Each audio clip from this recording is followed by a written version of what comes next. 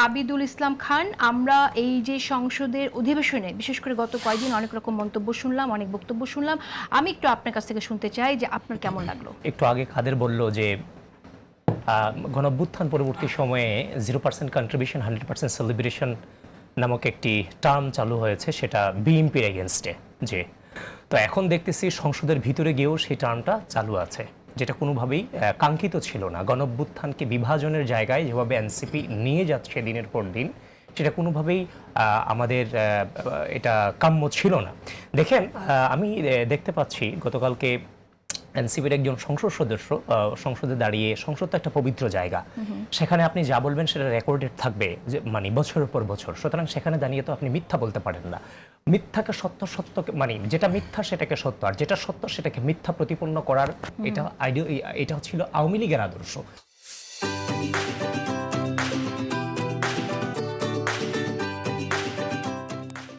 এখন আমরা দেখতে পাচ্ছি জামায়াত এবং এনসিপির আদর্শটা ওদিকেই যাচ্ছে। বেগম খালেদা যে কবে বলেছেন যে তিনি সংবিধান ছুঁড়ে ফেলবেন, তিনি বলেছেন যে আওয়ামী লীগ চিরজীবন ক্ষমতায় থাকবার জন্য যে পঞ্চদশ সংশোধনী এবং ষোড়শ সংশোধনী নিয়ে এসেছে, যদি ক্ষমতায় আসে, বিএনপি যদি দায়িত্ব পায়, তাহলে সেগুলোকে ছুঁড়ে ফেলবেন। বেগম খালেদা জি সেটা বলেছেন। কিন্তু আমরা দেখতে পারলাম হাসনাত আব্দুল্লাহর মতো সে সংসদে দাঁড়িয়ে বেগম খালেদা জির এই বক্তব্যকে বিকৃতি করেছে এবং মিথ্যাচার করেছে। এবং হ্যাঁ, দেখেন, ৭২-এর যে সংবিধান, সে সংবিধান নিয়ে জ্বালাকার যারা মুক্তিযুদ্ধে বাংলাদেশের বিরোধিতা করেছে, ৭২ যাদেরকে জ্বালা দেয় তাদের জ্বালা। সেখানে এনসিপি যখন একই সূত্রে জামাতের সুরে যখন কথা বলে ৭২-এর সংবিধান নিয়ে যখন কথা বলে, তখন আমাদের মনে হয় আন্দালিব রহমান পার্থ ভাই যেটা বলেছে যে আপনারা জেনজিকে হচ্ছে যে রিপ্রেজেন্ট করেন, তার মানে আপনারা জামাত জেনারেশন হয়ে যায় না, তার মানে তার কথার তো যুক্তি আছে। তাহলে আমরা বলেছি সংবিধানের সংশোধনের কথা বলেছি। আমরা যতবার বিএনপি যতবার নির্বাচনের আগে ইশতেহার ঘোষণা করেছে, ভিশন 2030, তারপর হচ্ছে 27 দফা, 31 দফা, প্রত্যেকটাতে আমরা সংবিধান সংশোধন এবং সংস্কারের কথা বলেছি। কোথাও আমরা সংবিধান বিলুপ্ত করে দেব সে কথা আমরা বলিনি। এগুলো কিন্তু মিথ্যা চর্চা এক প্রকার, যেটা কোনোভাবেই সংসদে হওয়া উচিত না। এবার আসেন, আজকে যেভাবে বলা হচ্ছে, গতকালকে দেখতে পেলাম যে হাসনাত আব্দুল্লাহ বলছেন, বিএনপির সংসদ সদস্যদেরকে উদ্দেশ্য করে বলছেন যে আপনারা হচ্ছে অপরচুনিস্ট, এই একটা শব্দ উচ্চারণ করেছে।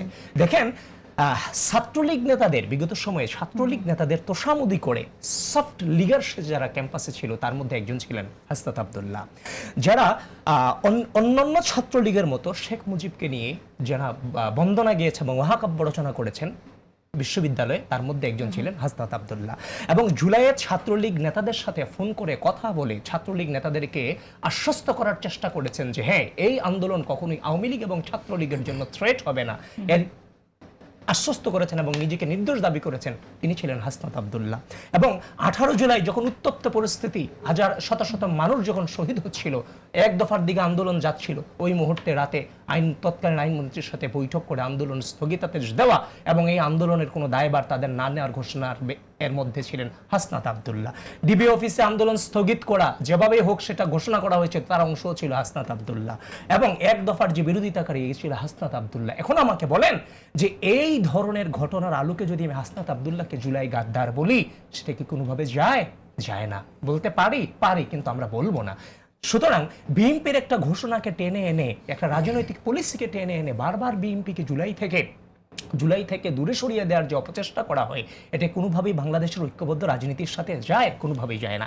এবার আসেন, বেগম খালেদা জিয়ার বক্তব্যকে যে এভাবে বিকৃতভাবে উপস্থাপন করা হলো, তখন তারা বিভিন্ন ধরনের, তাদের ফেসবুক আইডিগুলো অনেক বড় বড়, নিমেষেই তারা প্রপাগান্ডা ছড়াতে পারে। তাহলে বেগম খালেদা জিয়া যেটা বলেননি, সেটা যখন আপনি সংসদে দাঁড়িয়ে বলেন, তখন আপনি কি হন?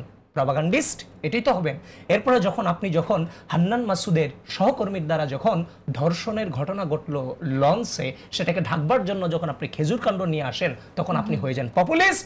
আর যখন জুলাইয়ের এত বিতর্কিত ভূমিকার পর সংসদে দাঁড়িয়ে নিজেকে যখন খুব বিপ্লবী ভাব দেখান, আর বিগত দীর্ঘ দুঃশাসনে এই জুলাইয়ের যে গণঅভ্যুত্থানের ভিত্তি তৈরি হয়েছে, সেসব নেতাদেরকে যখন বৃদ্ধাঙ্গুলি প্রদর্শন করেন, তার মানে আপনি সবচাইতে বড় অপরচুনিস্ট। কারণ এই জুলাইয়ের মধ্যে একমাত্র রাজনৈতিক সংগঠন এনসিপি যারা শুধুমাত্র জুলাইকে বেঁচে তারা সংসদ পর্যন্ত গিয়েছে, এর দীর্ঘ সংগ্রামে তাদের তেমন কোনো ভূমিকা কোনোভাবেই ছিল না।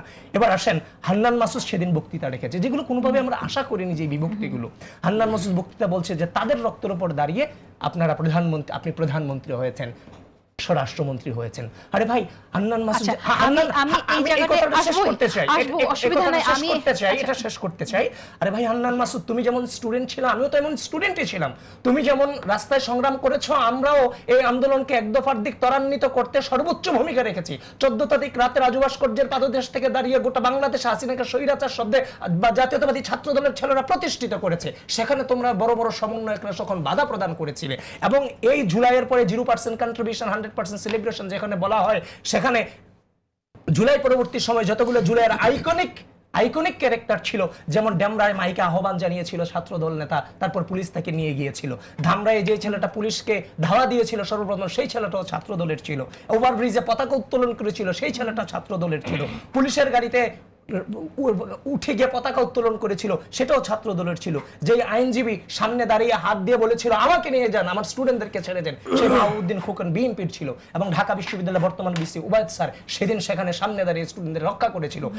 সেখানে আপনি সংসদে দাঁড়িয়ে যেই বিএনপি গোড়াপত্তন করিয়েছে এই গণ অভ্যুত্থানের, জুলাইয়ের প্রত্যেকটা পরতে আইকনিক চরিত্র হিসেবে উপস্থাপিত হয়েছে বিএনপি এবং তার অঙ্গ সহযোগী সংগঠনের নেতাকর্মীরা, আপনি সেই বিএনপিকে বারবার জুলাই থেকে খারিজ করে দিতে চাইবেন?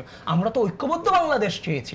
আপনি কেন যখন দেখতেছে গণঅভ্যুত্থান একটা নির্বাচনের পরে সুষ্ঠুভাবে বাংলাদেশ চলছে, কূটনৈতিকভাবে বিএনপি সফলতা অর্জন করে নিয়ে আসছে, যেখানে আমরা সকলে মিলে দেশটা গড়ে যাব, সেখানে দাঁড়িয়ে যখন আপনি এখনো জুলাইয়ের বিভক্তি নিয়ে আসেন, বিভিন্ন ব্যক্তিদেরকে যারা দিনের পর দিন মামলা খেয়ে এই জুলাইয়ের ভিত্তি রচনা করছে তাদেরকে আপনি অপমানিত করেন। তারা সিনিয়র নেতা হিসেবে যেমন ছিল, তাদের ছাত্র সংগঠন হিসেবে আমরা জীবন নিয়ে মাঠে ছিলাম, আমরাও তো এখানে ছিলাম, তাদের নির্দেশে নিয়েছিলাম। তো সুতরাং সেটা কোনোভাবেই কাম্য না।